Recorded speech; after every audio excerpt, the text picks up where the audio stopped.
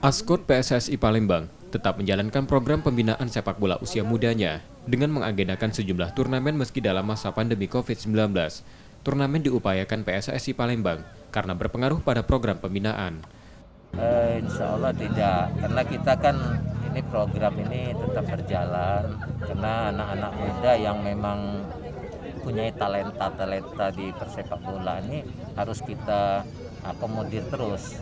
Jangan sampai mereka dengan adanya kondisi COVID-19 ini tidak kita perhatikan. Jadi tapi kami tetap melaksanakan liga-liga tersebut. Tahun 2021, Askot PSSI Palembang mengagendakan 4 turnamen kelompok umur, mulai usia di bawah 10 tahun, 12 tahun, 14 tahun, dan 16 tahun. Nur Muhammad, Kompas TV, Palembang.